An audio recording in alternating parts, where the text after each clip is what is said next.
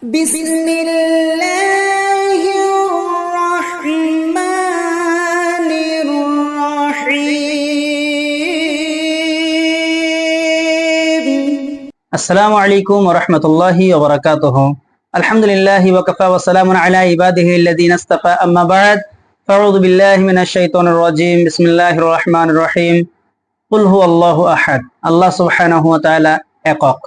প্রিয় দর্শক, আমি আপনাদের সম্মুখে আজকে একটি দোয়া নিয়ে উপস্থিত হয়েছি। তবে দোয়া বলার পূর্বে একটি মেসেজ আপনাদেরকে দিতে চাই। অনেক সময় আমরা দেখি যে আমাদেরকে যখন প্রশ্ন করা হয় যে আমাদের সৃষ্টিকর্তা কে, তো আমরা শুধু বলি আল্লাহ। আমাদেরকে প্রশ্ন করে যখন কোনো মানুষ যে তোমাদের রিজিক দাতা কে, তো আমরা বলি আল্লাহ। এরপরে যখন আমাদেরকে কেউ জিজ্ঞাসা করে, আমরা যখন জিজ্ঞাসিত হই আল্লাহর বিষয়ে, তার সিফাত গুণ নিয়ে কেউ যখন কিছু জিজ্ঞাসা করে, তখন আমরা বলি শুধুমাত্র আল্লাহ। এই যে আল্লাহ শব্দটা বলছেন আপনি, উত্তর কিন্তু আপনার ঠিক আছে, তবে যদি আপনাকে পার্সেন্ট দেওয়া হয় এই উত্তরের মাধ্যমে, তাহলে আপনার উত্তর সঠিক হয়েছে, কিন্তু পার্সেন্টেজ হিসাবে আপনি কিন্তু পাবেন 60 নাম্বার, 40 নাম্বার আপনি কম পাবেন। কেন? উত্তর হয়েছে কিন্তু উত্তম তরিকায়, সুন্দর তরিকায় উত্তরটা হয়নি। কেননা আল্লাহ সুবহানাহু ওয়া তাআলার নাম যখন বলবেন শুধুমাত্র আল্লাহ, তখন কিন্তু দেখুন আশেপাশে অর্থাৎ আগে পিছনে একটা জায়গা ফাঁকা থাকছে, এখানে 1 2 3 4 অথবা 10 12 যোগ করা যাবার একটা সম্ভাবনা রয়েছে। আর আপনি যখন, আপনাকে প্রশ্ন করা হবে যে আপনার সৃষ্টিকর্তা কে, অর্থাৎ এই সারা বিশ্বের সৃষ্টিকর্তা কে, যদি আমি উত্তরটা ঠিক এইভাবেই দিই একমাত্র আল্লাহ, তখন দেখুন আল্লাহ সুবহানাহু ওয়া তাআলার আগে এবং পরে কোনো জায়গা আর ফাঁকা থাকছে না, ড্যাশ থাকছে না, যে সেখানে 1 2 দিয়ে শূন্যস্থান পূরণ করবে। এজন্য যখনই আপনি একজন মুমিন, একজন মুসলিম, যখন আল্লাহ সম্পর্কে কোনো কথা বলবেন, প্রত্যেকটা কথাই আপনার তাওহীদ ফুটে উঠবে।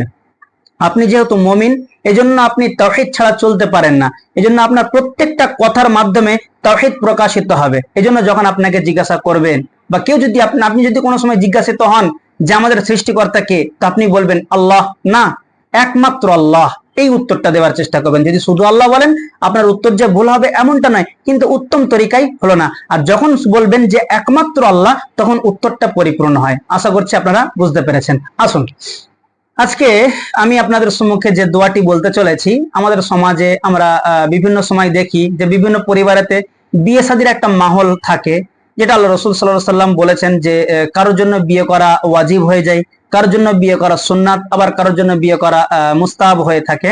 তো যাই হোক, ওই বিষয়গুলি নিয়ে আলোচনা করার উদ্দেশ্য নাই, শুধুমাত্র আমি একটা উদ্দেশ্য হচ্ছে এই, যেটা নিয়ে আজকে আপনাদের সঙ্গে বলতে চলেছি, যে আমরা যখন ছেলের বাড়িতে খাই বিয়ের অনুষ্ঠানেতে, যেটাকে আমরা অলিমা বলে জানি, এই অলিমা যখন আমরা খাই, তার জন্য একটা বিশেষ দোয়া রয়েছে।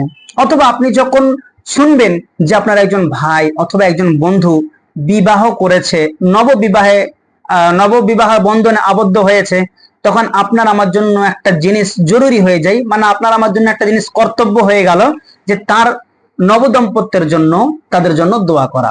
অথবা আপনি যদি নাও শোনেন, অন্তত আপনাকে যখন দাওয়াত করছে কেউ যে আমার ছেলের বিয়ে অথবা আমার ভাই বিয়ে ছিল, তো অলিমাটা এই দিনে পড়েছে, তো আপনারা খেতে যাবেন, আপনি খাবার পরে খাবার যে শেষের দোয়াটা আছে সেই দোয়াটা পড়বেন, পড়ার পরে এই নব দম্পত্যের জন্য আপনাকে কিন্তু একটা দোয়া করা উচিত, বা আপনাকে দোয়া করা দরকার। আমরা কি করি, যাই সাধারণ মানুষের মতন বিসমিল্লাহ বলে খাই, আলহামদুলিল্লাহ বলে খেয়ে চলে আসে। নববিবাহ দম্পত্যের জন্য, তার বরকতের জন্য, তার কল্যাণের জন্য যে দোয়াটা আল্লাহ রাসূল সাল্লাল্লাহু আলাইহি ওয়াসাল্লাম আমাদেরকে শিখিয়েছেন অথবা বলেছেন, সহিহ সুন্নাহ থেকে যেটা প্রমাণিত রয়েছে, সেটার প্রতি কিন্তু আমরা খেয়াল করি না বা ফলো করি না। এই জন্য আপনাকে আমাকে চেষ্টা করতে হবে এই দোয়াটি মুখস্থ করা। এবং যখনই আমরা শুনবো যে ভাই আমি বিয়ে করে নিয়েছি, কেউ বললো আপনাকে, অথবা আপনি শুনলেন যে অমুক জন বলছে যে আমি বিয়ে করব বা করে নিয়েছি, তখন অবশ্যই আপনি তার জন্য এই দোয়াটি করবেন। আল্লাহ সুবহানাহু ওয়া তাআলা তাদেরকে বরকত দেবেন। দোয়াটি কি? দোয়াটি বলার পূর্বে আমি আপনাদেরকে একটু রেফারেন্সটা দিয়ে দিই। আপনি যদি আবু দাউদের 2130 নম্বর হাদিসটা দেখেন, আবারও বলছি, আপনি যদি আবু দাউদের 2130 নম্বর হাদিসটা দেখেন, এছাড়াও আপনি তিরমিজি, ইবনে মাজাহ, নাসাই এ সমস্ত গ্রন্থের মধ্যে হাদিসটিকেও আনা হয়েছে, যেখানে বলা হচ্ছে যে নবদম্পত্যের জন্য আপনি এই দোয়াটি করতে পারেন, বারাকাল্লাহু লাকা ওয়া বারাকা আলাইকা ওয়া জামাআ বাইনাকুমা ফি খাইর। কত চমৎকার দোয়া দেখুন, বারাকাল্লাহু লাকা, আল্লাহ আপনার জন্য বরকত দিন, ওয়া বারাকা আলাইকা, এবং আল্লাহ সুবহানাহু ওয়া তাআলা আপনার উপরে তো বরকত নাজিল করুন, ওয়া জামাআ বাইনাকুমা ফি খাইর, এবং আপনাকেও আপনার স্ত্রী অর্থাৎ উভয়কেই আল্লাহ তাবারাক ওয়া তাআলা কল্যাণের সহিত একত্রিত করে রাখুন। বলুন সুবহানাল্লাহ। এত চমৎকার দোয়া আপনি আপনার ভাইয়ের জন্য করছেন। তো আল্লাহ সুবহানাহু ওয়া তাআলার কাছে দোয়া করি যে আল্লাহ তাবারাক ওয়া তাআলা আমরা যখনই কোনো জায়গাতে অলিমা খেতে যাব অথবা আমরা শুনবো যে আমার কোন একজন ভাই বিবাহে বন্ধনে আবদ্ধ হয়েছে, তাদের জন্য যেন আমরা এই দোয়াটি করতে পারি। তার জন্য আমাদের মুখস্থ করা প্রয়োজন বা জরুরি, যাতে করে আমরা তাড়াতাড়ি খুব সহজে মুখস্থ করে নিতে পারি। সে তৌফিক আমাদেরকে দান করো, এবং এর উপরে যেন আমরা নিয়মিত আমল করতে পারি, সে তৌফিকটাও তুমি আল্লাহ রাব্বুল আলামিন দান করো। আমিন। আসসালামু আলাইকুম ওয়া রাহমাতুল্লাহি ওয়া বারাকাতুহু।